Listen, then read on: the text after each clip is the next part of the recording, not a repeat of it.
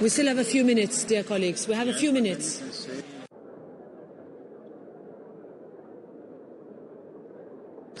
We are waiting for President Zelenskyy to connect. As soon as we see him on the screen, we will start.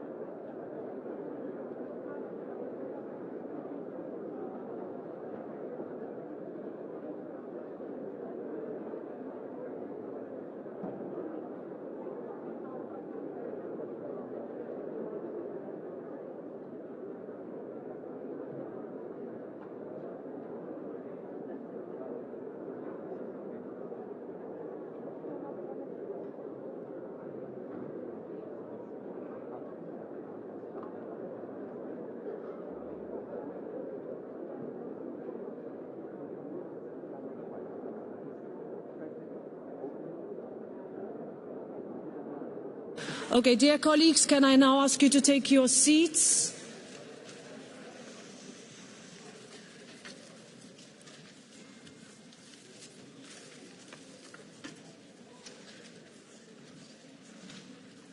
Thank you for being here, dear members and dear guests. Today we mark 1,000 days since Russia's unprovoked and illegal invasion of Ukraine. To begin, I would like to invite you all to watch a short video showing how this European Parliament has stood with Ukraine for 1,000 days, and we will continue to do so for as long as it takes.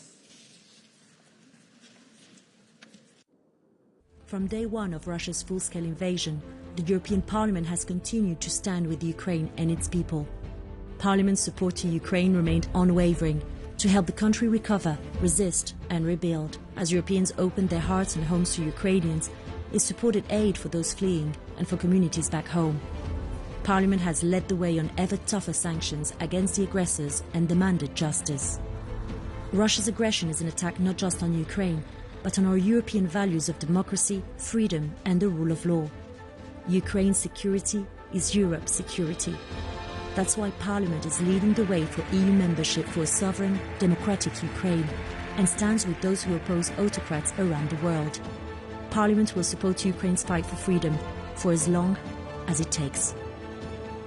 Long live freedom, long live Europe, Slava Ukraini.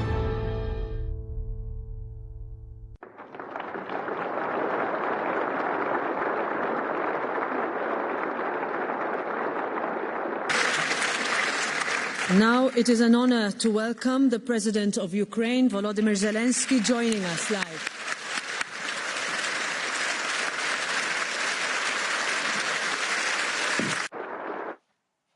Thank you so much.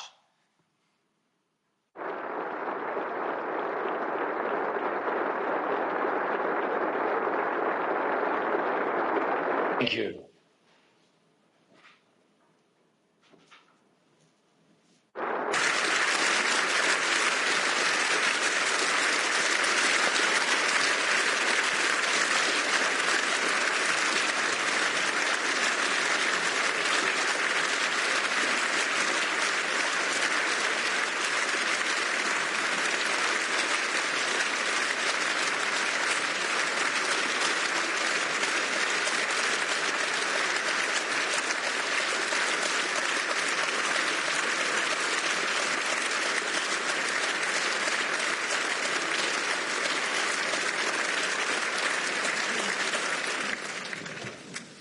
Today we mark 1,000 days since Russia unleashed its brutal invasion of Ukraine. 1,000 days of terror, suffering and unimaginable loss. 1,000 days of courage, resilience and unbreakable spirit. For 1,000 days, the people of Ukraine and you, President Zelenskyy, have shown the world what true bravery looks like. You have stood up, refusing to break. Your people are an inspiration to all who value freedom around the world. And for 1,000 days, this European Parliament has stood shoulder to shoulder with the people of Ukraine and their representatives in the Verkhovna Rada, united and unwavering. And we will continue to stand with Ukraine today, tomorrow, and every day for as long as it takes.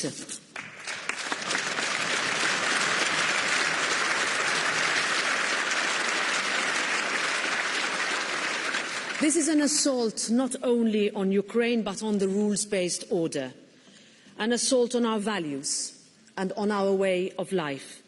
Peace, democracy and freedom, this is what is at stake here. And we know the sacrifice the Ukrainian people are enduring, not just for themselves, but for all of us. I will forever be proud that this Parliament has led the charge in supporting Ukraine with political, financial, humanitarian and military assistance, and we will always stand for peace, a real peace based on justice, dignity, and the principle of nothing about Ukraine without Ukraine. This is why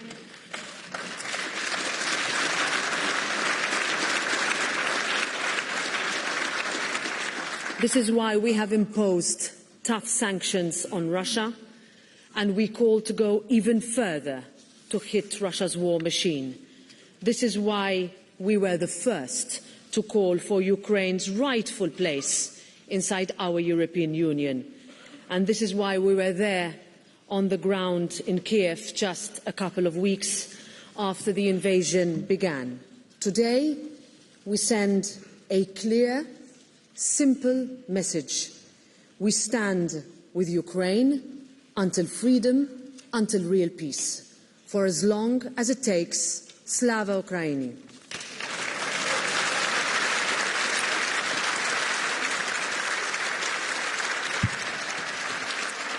Now I give to you, dear President, dear Volodymyr, the floor is yours. Thank you so much. Thank you very much, dear Roberta, Madam President, dear ladies and gentlemen, dear friends, our friends of Ukraine. I thank you for supporting Ukraine. Thank you, Roberta, for calling this extraordinary session of the European Parliament to mark 1,000 days of full-scale war. Thank you for ensuring that not a single one of the 1,000 days of this terrible war became a day of betrayal of our shared European values. We've proven that these values are not just words, not something abstract. European values and the European way of life, when transformed into action, protect the lives of real people. Thank you so much. Together, Ukraine, all of Europe and our partners in America and around the world, we have succeeded not only in preventing Putin from taking Ukraine, but also in defending the freedom of all European nations. Even with North Korea's Kim Jong-un, but by his side, Putin remains smaller than the united strength of Europe. I urge you not to forget this, and do not forget how much Europe is capable of achieving. And if we could stop Europe's way of life from falling, then we can surely push Russia towards a just peace. Peace is what we desire most.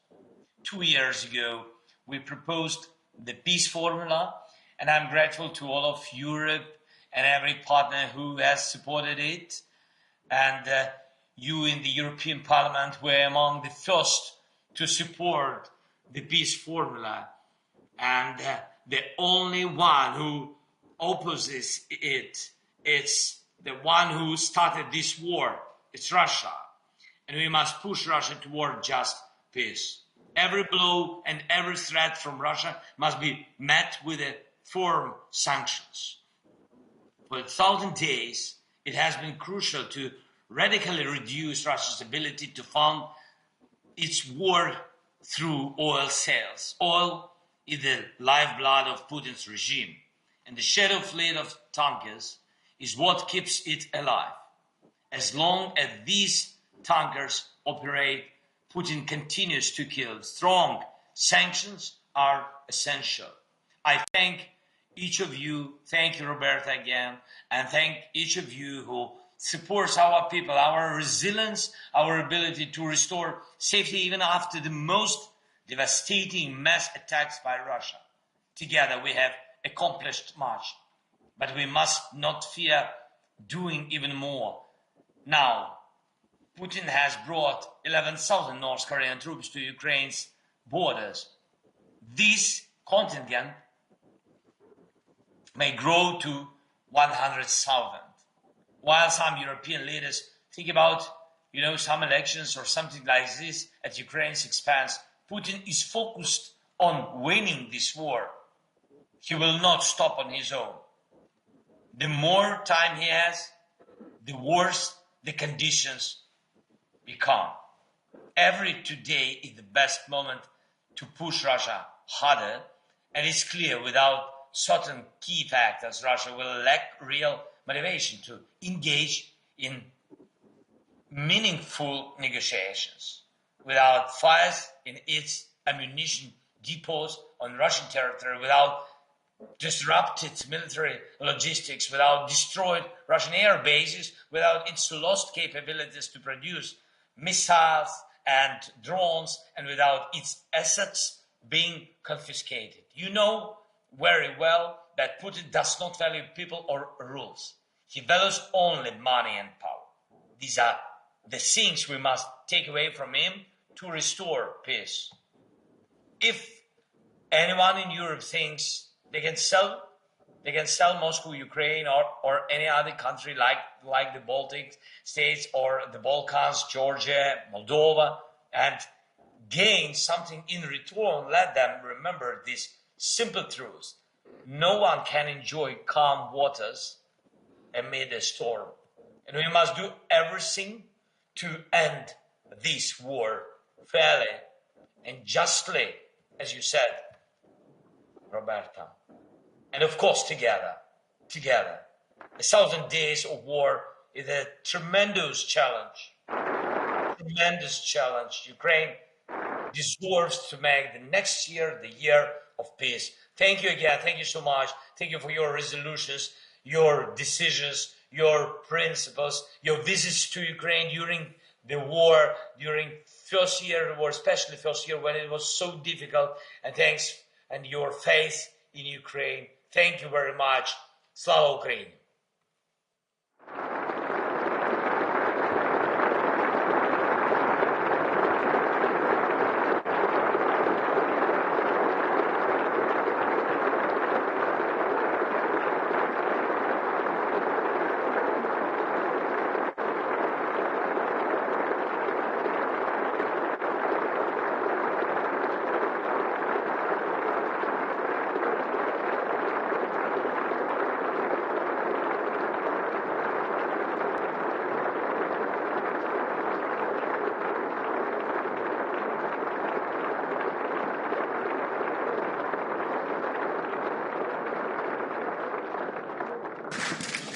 Thank you very much, President Zelensky. Now I give the floor to Manfred Weber from the EPP Group.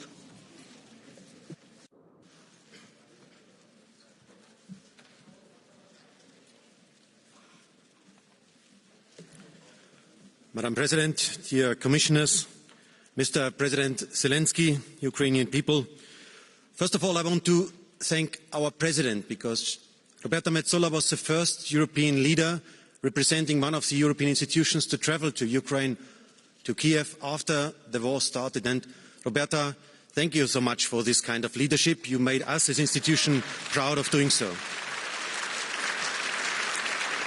And also today's discussion, today's debate with President Zelensky's presence 1,000 days after Putin's war. Yes, we mourn the thousands of soldiers and civilians, including 600 children. Our first thoughts today go to all those who lost family members and friends and neighbors. The loss of any life is a tragedy. Putin's war is brutal terror. That's the first what we have to recognize. But there is a second reality behind the 1,000 days. Let's be honest, not so many observers thought that Ukraine would have resisted. Not so many experts thought that the Ukrainian forces would be able to regain occupied territory. Not so many observers thought that Ukraine would show a true European face. And yet, yes, you did it. Today, the Ukrainian people have all the right to say, we are Europeans, or, Mr. President, as you said several times, the Ukrainians live, believe in and defend the essence of what makes us Europeans, and that's the European way of life. Congratulations and thank you so much. What do we have to do now? First, we have to talk with our American friends. The war in Ukraine is not a simple regional dispute. The war in Ukraine is a battle line between the free world and brutal dictatorship. Drones produced in Iran, North Korean soldiers fighting against Europeans on European soil. What else do you need as a proof for this geopolitical reality? Second, Europe must prepare to take on more responsibility. We will do what is necessary to give you, Ukrainians, the financial stability you need, whatever it takes, as Roberta said it. Every euro invested in Ukraine is cheaper than, for example, funding more refugees coming to Europe. Thirdly, Ukraine must win on the battleground. Joe Biden shows leadership, allowing Ukrainian forces to use all the weapons they have, also on the Russian territory. With this kind of leadership, it is up to the Europeans to do now the same. Chancellor Scholz said that he would take all the steps necessary together with our American friends. That's why please give now Ukraine the necessary Taurus missiles they need. Fourthly, Ukraine will be a member of the European Union soon. I want to thank the European government and the Parliament for all the reforms they have already implemented. You want to become a modern, a free and a democratic country. There is still a lot to do, but the efforts are clear. And we, as European People's Party, support you on this. And the fifth point, dear colleagues, what we have to do? Russia will not change. Russia will continue to be an imperialistic power, a security threat to all Europeans. That's why we need a long-lasting security architecture. And for us as EPP, it's clear Ukraine must become member of the NATO. All other security guarantees haven't brought peace. And together with today's strongest army in Europe, that are the Ukrainian forces, we can build up a European pillar of defense to protect the European eastern border on the long term. The only way, dear friends, the only way is peace through strength, not concessions. We will not allow Putin to steal Ukraine's European future. We stand with Ukraine, and yes, we will win. Thank you, Mr. Weber. And now I give this floor to the chair of the S&D Group, Irache García Pérez. Gracias, Presidenta. Presidente Zelenskyy, bienvenido al Parlamento Europeo. Muchas gracias por acompañarnos en un momento tan difícil para Ucrania. Pese a la distancia, es un placer y un gran honor contar con su presencia en nuestra casa común, en la casa de la democracia europea. Hoy se cumplen 1000 días desde la invasión de Rusia contra Ucrania, pero también hace 4000 días desde que empezó la agresión en 2014. Señor Zelenskyy, este año conmemoramos el 10º aniversario de la revolución de dignidad, y somos conscientes del terrible precio que todavía están pagando por defenderla. Señor Zelenskyy, el presidente Zelenskyy y el pueblo ucraniano no necesitan solo grandes aplausos ni ovaciones, tampoco solemnes palabras sobre su coraje y su resistencia que ya conocemos. Ucrania necesita armas, porque las guerras no solo se ganan con el poder de la palabra, las guerras también se ganan con munición, con tanques y con defensas aéreas. Seamos honestos con el presidente Zelenskyy. Si mañana la Unión Europea fuera atacada por Putin, ¿nos preguntaríamos si es legítimo golpear al enemigo desde donde nos golpean? ¿Nos preguntaríamos si es legítimo utilizar los activos congelados del agresor para armarnos y reconstruirnos? Con cada línea roja que nos autoimponemos, el pueblo ucraniano lo paga en vidas humanas y destrucción. Presidente Zelenskyy, usted logró el despertar de la memoria europea. Usted nos recordó los peores horrores del siglo XX, desde el bombardeo de Guernica hasta el muro de Berlín, pasando por el Holocausto. Ahora, la masacre de Bucha, el asedio de Mariupol o la batalla de Kharkov demuestra que las peores pesadillas del siglo pasado han regresado al siglo XXI. Y el peor enemigo de las guerras es la indiferencia de quienes piensan que la tragedia no les afecta. Nuestro apoyo a Ucrania no es solo una obligación moral con el agredido, el derecho internacional y una paz justa. No hay mejor garantía para la seguridad del continente europeo que la victoria de Ucrania, porque si Ucrania cae, el régimen nacionalista, autoritario y criminal de Putin no se detendrá. Señorías, no solo se trata de ayudar a Ucrania el tiempo que sea necesario, sino de apoyar a Ucrania con todo lo que sea necesario. Venzamos el mensaje derrotista de quienes piensan que Ucrania no puede ganar la guerra. Rusia ha perdido muchas otras guerras en la historia y en el pasado ya hubo potencias que claudicaron frente a otros menos poderosos. Señor Zelenskyy, hoy quiero reafirmarme en las palabras que pronuncié sobre Ucrania en el primer pleno de la presente legislatura. Pasarán semanas, pasarán meses o años, costará sangre, sudor o lágrimas, pero el pueblo ucraniano ganará la guerra, porque la historia nos ha enseñado que en toda guerra siempre se libran dos batallas. Una, la batalla de las ideas, y Ucrania ya la ha ganado, porque el pueblo ucraniano ha elegido la democracia frente a quienes la repudian. El pueblo ucraniano ha elegido la libertad y la apertura frente a quienes la temen. El pueblo ucraniano ha elegido ser independiente frente a quienes todavía sueñan con viejos imperios.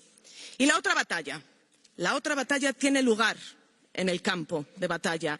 Y si en la Unión Europea siempre hemos dicho que ustedes están luchando por su libertad y también por la nuestra, tenemos la obligación de prestar a Ucrania toda la ayuda política, militar, financiera y humanitaria hasta la victoria final. Señor Zelenskyy, nací en una España donde todavía un cruel dictador secuestraba el presente y el futuro del pueblo español.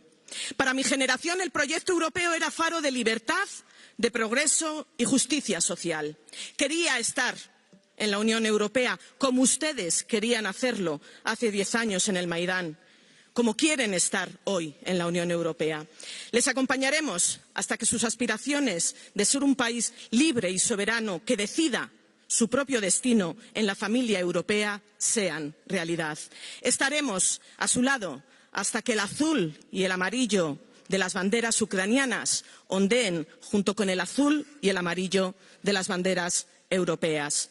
Muy Europa, Slava y Ukraine.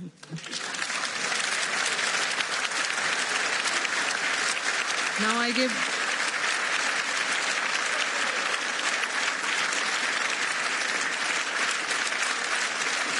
I give the floor to King Agal on behalf of the BFP Group. Elnök úr, Tisztelt elnök asszony, tisztelt kollégák! Ezredik napja tart a pusztító háború Ukrajnában, és nem látszik a vége. Az álláspontunk a háború kezdetétől fogva egyértelmű.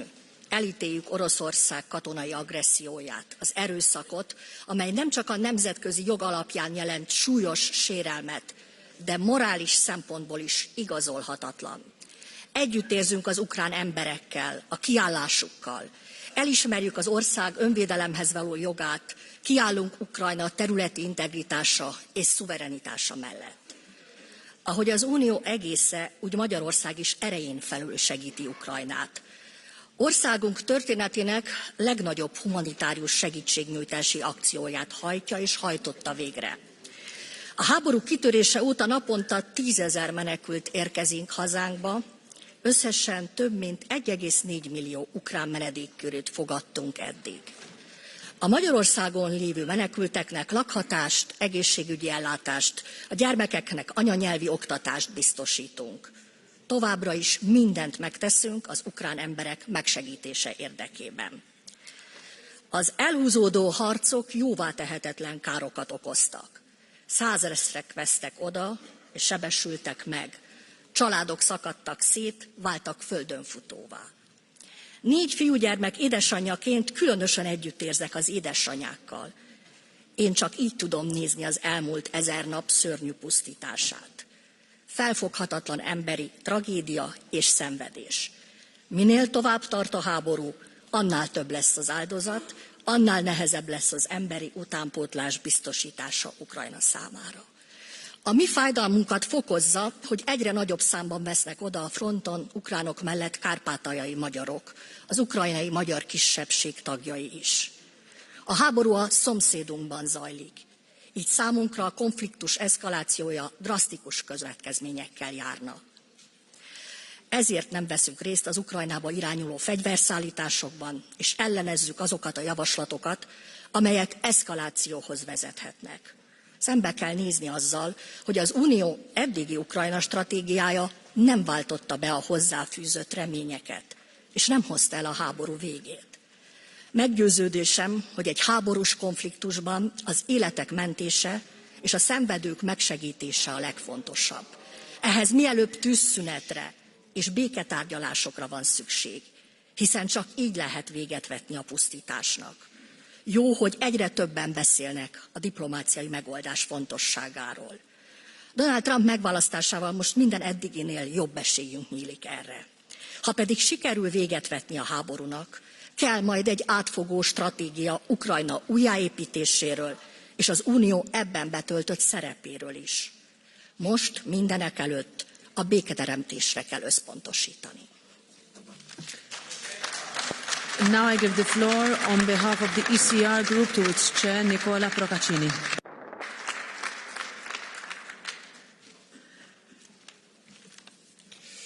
Thank you, President. 1,000 days ago, what was disguised as a mere Russian military exercise on the border with Ukraine turned out to be a full-scale invasion. The first in Europe after years of peace. A failed invasion, this very moment of a commemoration reminds us. Failed thanks to the strenuous defense of Ukrainian men and women. Failed thanks to the courage and determination of the Ukrainian president. He was surrendered, threatened, mocked by internet trolls, but he did not flee, neither to a remote dacha in the forest, nor to a Manhattan hotel. He stood where he belonged, with his family, carrying out his duty. The Putin regime was convinced that it would only take one night to take over Ukraine. It did not. Since that day, the Ukrainian people have been enduring under the weight of indiscriminate shelling, targeting civilians, critical infrastructure and everything essential for survival. Since that day, Ukrainian children have been going to school underground. For 1,000 days, Ukraine has been forced to fight and die in order to continue to exist. What are the Ukrainian people teaching us? 3 things above all. that homeland is not a word that belongs to the past, but is still what holds the meaning of men and women in history. It teaches us that freedom is not a political slogan, but a necessity of the soul. Finally, it teaches us that Europe is not a treaty signed in the last century. It is not a set of sometimes unjust rules, a collection of bureaucrats and offices, but is a community of destiny to which we belong without having to choose it. In a few hours, there will be another anniversary. On the evening of 21st November 2013, some young people took the main square of Kiev. They were beaten and killed. They became thousands and gave rise to a popular revolution called Euromaidan. None of us, Western Europeans, can imagine a generation of high school kids and young workers defying death by coloring their faces in the blue and stars of Europe. But in Ukraine, it happened. They died wrapped in the bloody flags of the European Union, the flag that for us is not much more than an office object. And they died like that under the bells of St. Michael's Monastery, while someone played Chopin on a piano set up on a pile of snow soaked in the blood. That is why we will continue to stand with Ukraine for as long as it takes. And not only because it represents the right side of history, but because we know that not defending the principles of freedom and human dignity today would mean accepting a future of chaos in which the law of force prevails over right and the weakest are destined to succumb. Those watching this war in China, in Africa, in the Middle East, in Latin America are waiting to know whether the entire West still believes in its founding values. Among them, the value of peace, which is not an unescapable condition, unfortunately, but is a treasure to be protected with courage and sacrifice. Winston Churchill wisely said, accepting peace on hard terms is like feeding a crocodile hoping it will eat us last. Let us do what is right for as long as it takes. Thank you. Thank you.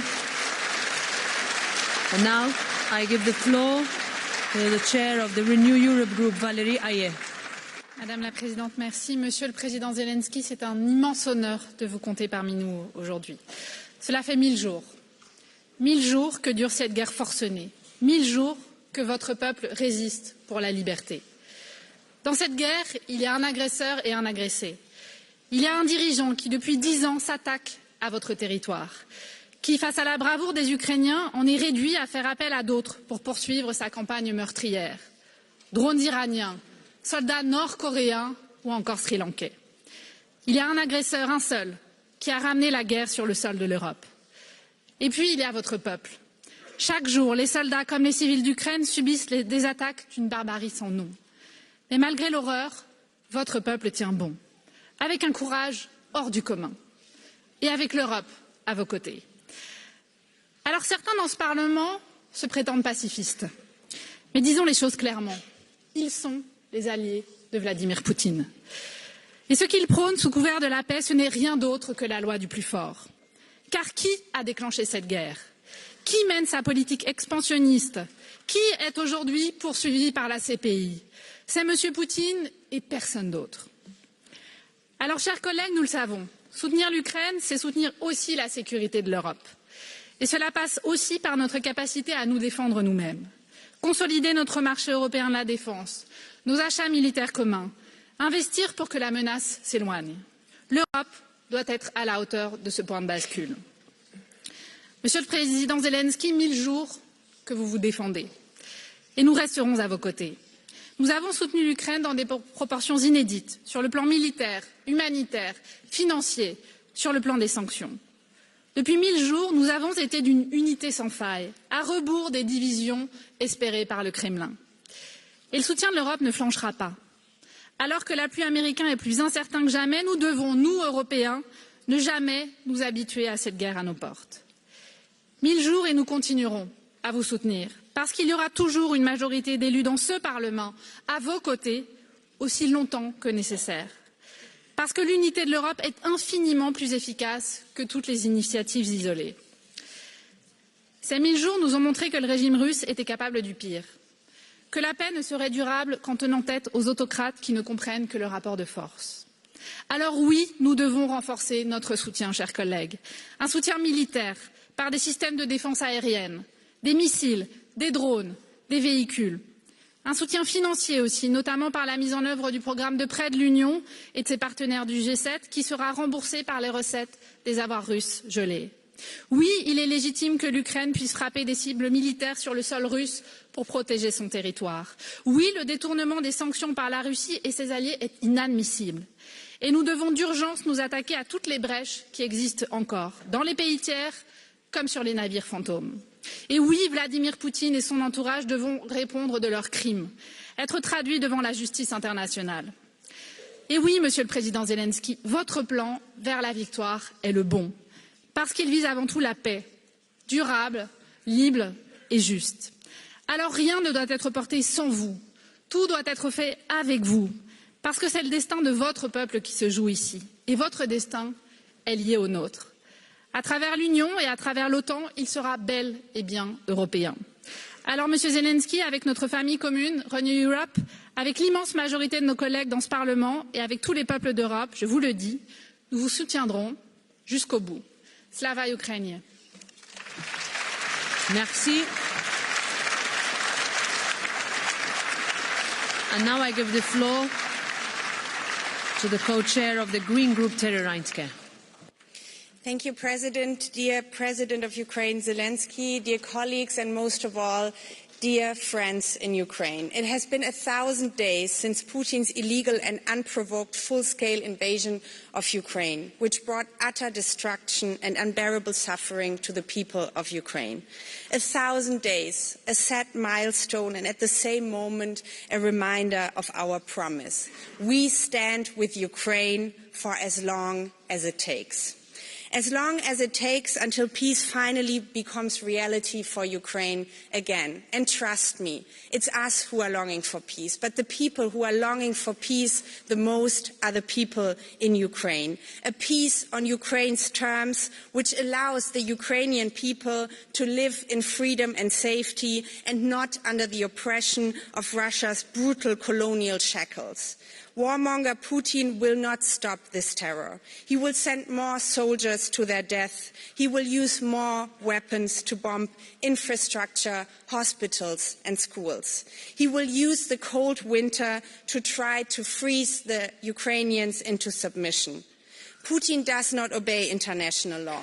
He's actually trying to move back to a time where Europe was ruled by empires, starting by building a Russian empire, threatening all those who want to live in peace and freedom in Europe. It's a weak man's big phantom pain of Russian Tsars and Soviet rulers. Putin only recognizes the right of the strongest, so we have to show him Europe's united strength. The re-election of President Trump into the White House is another wake-up call for the European Union in this regard. We must move forward with renewed vigor. We have to step up our military support for Ukraine. Ukraine urgently needs credible security guarantees. And also, the EU has to be able to defend itself and must become independent from dictators in terms of energy supply.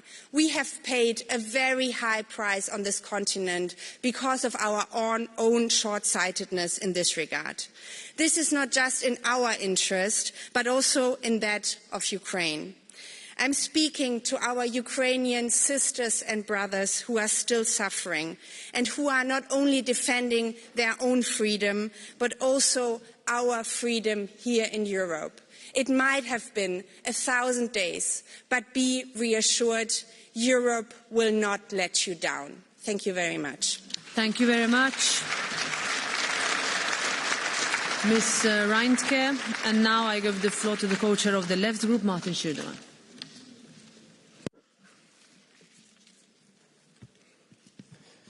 Vielen Dank, Frau Präsidentin, Herr Präsident Zelenskyy. Seit nunmehr 1000 Tagen tobt der Angriffskrieg gegen die Ukraine. Und weit mehr als 10.000 Zivilisten sind mittlerweile in Putins mörderischem Krieg getötet worden.